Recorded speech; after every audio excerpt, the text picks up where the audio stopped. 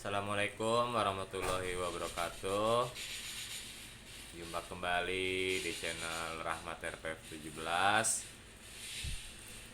Sehat selalu ya buat teman-teman, buat kawan-kawan dan juga netizen seluruh Indonesia yang ngikutin kasusnya Vina Cirebon.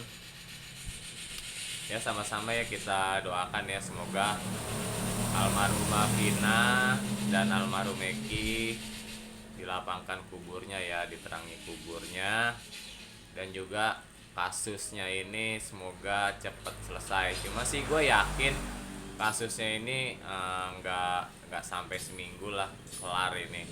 Apalagi kemarin itu Bang Hotman itu kan udah nyolek Pak Jokowi ya kan, udah nyolek Pak Jokowi untuk menangani kasus ini, turun tangan. Lalu dari Pak Jokowi langsung turun kepada Bapak Kapolri Pak Sigit ya. Ya sekarang kasus Sambo aja yang ibaratnya itu Kadif Propam ya, ibaratnya Kadif Propam, polisi di atasnya polisi gitu kan, polisinya polisi itu bisa terungkap, apalagi cuma kasus yang seperti ini gitu kan. Nah terusnya juga gua rasa sih agak ketar-ketir juga ini ya, yang bermain di belakang ini ketar-ketir lah. Iya, Tuhan itu bos nggak tidur. Tuhan itu maha adil, Tuhan itu bekerja ya kan. Iya, Tuhan itu maha kuat. Jadi di dunia ini nggak ada yang kuat ya, mau jabatan seperti apapun nggak ada yang kuat. Iya, ketika kebenaran ditegakkan itu semuanya, kejahatan itu pasti akan sirna ya. Ya, kegelapan itu akan kembali terang seperti semula ya. Nah, gua ngelihat ini waktu pas penangkapan ya, penangkapan Peggy Perong ini, gua terus terang aja gua merasa sedih banget lah yang nonton ya kan. Ya kan, kalau emang itu emang bener-bener Peggy Perong, gue juga meragukan juga gitu, dan seluruh netizen di seluruh Indonesia ini juga meragukan juga, apalagi yang mengawal kasus Vina ini gitu kan.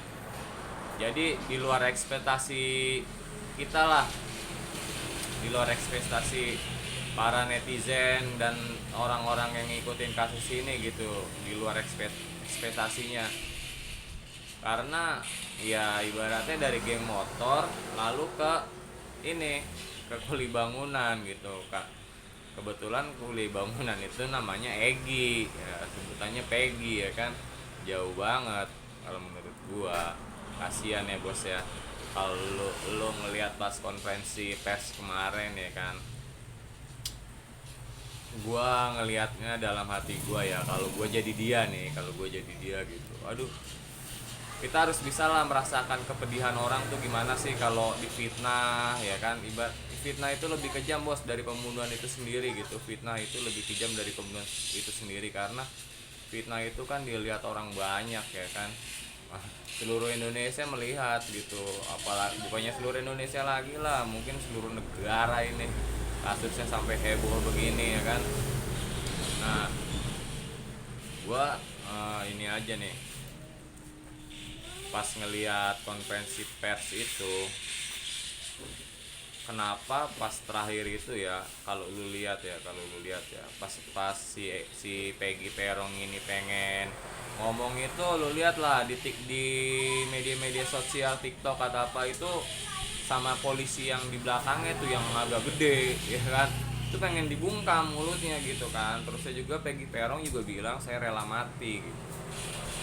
Bener bener mas, intinya kalau lu emang bener nggak melakukan, lu lawan terus, iya, sampai sampai lu mati pun lu lawan gitu, karena lu akan buat sejarah di Indonesia ini gitu kan. Iya, lu akan buat sejarah gitu. Kebenaran itu pasti akan ditolong oleh Allah Subhanahu wa taala ya. Gak bakal mungkin namanya kebenaran itu kalah sama kejahatan. Itu gue camkan. Terusnya juga lu lihat lah di dunia media sosial kayak TikTok, lu lihat polisi yang jenggotan ya kan, yang jenggotan, terusnya yang di belakangnya Peggy Perong yang agak kecil lah. Itu gua yakin itu Pak Polisi itu ada sesuatu di dalam hatinya. Kalau gua ngelihat dari raut wajahnya itu ada yang disimpan. Gua yakin Bapak Polisi itu orang-orang ibaratnya taat beribadah. Gua yakin orang yang awal Peggy Perong yang ada jenggotnya itu orang yang taat beribadah ya. Karena kalau dia pas lagi ngawal di belakangnya dia ngeliat Peggy gitu, ekspresi wajahnya gimana gitu kan, kayaknya kayak ada rasa sedih atau gimana ya, walau alam lah. Tapi kalau gue mencermatinya seperti itu ya. Terus saya juga, nah sekarang kita beralih ke yang namanya saksi Aep nih. Saksi Aep ini saksi harus tanda tanya besar nih, tanda tanya besar. Iya, gua terus terang aja ya, dari kesaksian dia waktu di media sosial, di TV, di TV ya, diwawancarai di sebuah TV nasional lah. Dia bilang kan dia membeli rokok ya kan, membeli rokok. Nah, pas waktu membeli rokok itu jarak dia membeli rokok dengan orang anak-anak yang nongkrong itu jaraknya sekitar 100 meteran. Nah, sekitar 100 meteran. Kalau lu pikir-pikir ya bos ya, lu pikir-pikir lagi, 100 meter itu jarak lumayan jauh. Kalau pakai mata telanjang seperti ini, lu nggak bakal bisa kalau menurut gua. Buram. Nah, kata Pak Susno Duaji waktu di podcastnya Om Deddy Corbuzier juga, itu si Aep itu hebat banget ya. Matanya 100 meter itu bisa tajam, bisa tahu bahwa itu emang dia pelakunya gitu. Itu Pak Susno Duaji loh, bukan saya yang ngomong. Kalau itu bisa cek sendiri di channel Om Deddy Corbuzier. Nah, terusnya juga waktu di channelnya Kang Deddy Mulyana ya, Kang Deddy Mulyana, dia mencela lagi nih, bilangnya sekitar 50 meter gitu kan dari tongkrongan. Nah, dari tongkrongan 50 meter. Nah, pas begitu diceklah oleh Kang Deddy Mulyadi langsung ke TKP ke Cirebon. Nah, di tempat Aep beli rokok plus anak-anak nongkrong itu ya. Nah, di sini ada kesaksian Ferry yang membantah bahwa Aep ini ya dibilang ya statementnya itu kalau orang berbohong itu ya, kalau orang berbohong itu pasti ketahuan lah. Iya, jadi si Ferry ini membantah. Sekarang pas ditelusuri KDM ya, Kang Deddy Mulyadi langsung ke Cirebon. Nah, si Ferry ini menjelaskan, ini loh Kang, dia beli, misalkan dia beli rokok di sini, jarak anak-anak nongkrong di sana gitu kan. Nah, pas begitu dicek, nah ternyata Kang Deddy sendiri melihat itu siang hari loh. Kang Deddy langsung ke sono siang hari pas saya ngeliat di channel YouTube beliau gitu kan. Itu nggak jelas bro, nggak jelas. Nah, gelap gitu, maksudnya burem. Apalagi itu kejadian malam hari gitu kan, itu kejadian malam hari.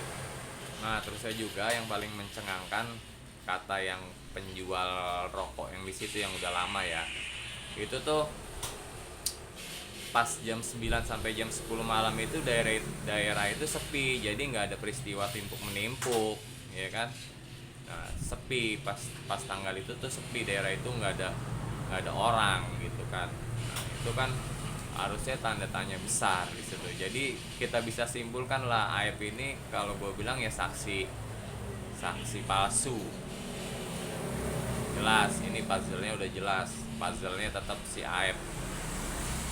Ini orang ini, si Aep ini harus dipertanyakan ya, karena yang pertama dia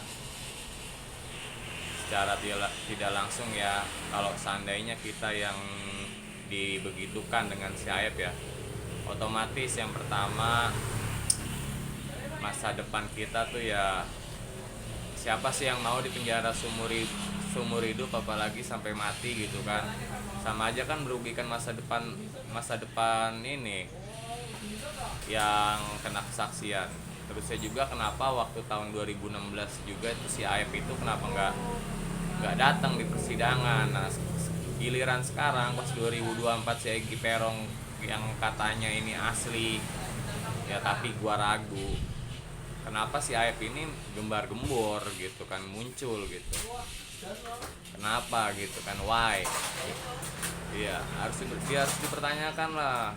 Penyidik juga sama kejaksaan sama hakim sama pengadilan harus pinter-pinter lah, pinter-pinter berlogika gitu lah. Jangan asal ini, kasihan lah kami ini tuh rakyat kecil pak. Iya. Terus saya juga kan pas 2G juga kan bilang gaji polisi ini kan yang gaji kan rakyat toh. Dari kayak kita misalkan beli minuman apa beli daging fresh ikan, itu kan ada PPN negara toh. Nah itu kan yang gaji itu kan ya itu dari pajak itu. Jadi makanya lah kalau bisa lah polisi lah mengayomi lah masyarakat.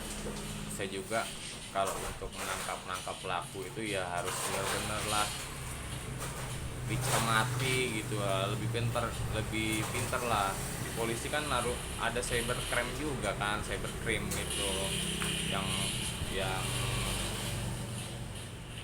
melihat di media-media elektronik, media-media sosial gitu kan. Tolonglah, karena kami ini kadang rakyat kecil ini kadang kasihan ya, tapi Allah, saya yakin Allah itu nggak tidur, Allah itu nggak buta bos, Allah itu mah bekerja ya. Jadi kalau kita benar itu sebesar apapun di hadapan kamu ya, kamu jangan pernah takut. Itu pesan saya.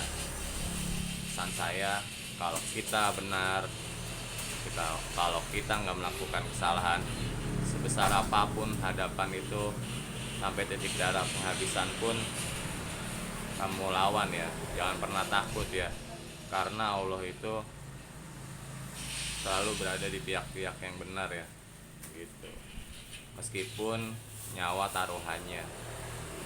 Oke bos, jadi untuk masalah Peggy Perong nih tolonglah bener-bener lah, tapi sih gue yakin lah dengan turunnya Pak Jokowi dan Bapak Kapolri ya, intinya ya ketar-ketir juga itu yang nanganin kasus ya intinya yang nanganin kasus juga, kalau emang bersalah ya diusut juga, jangan diem aja gitu.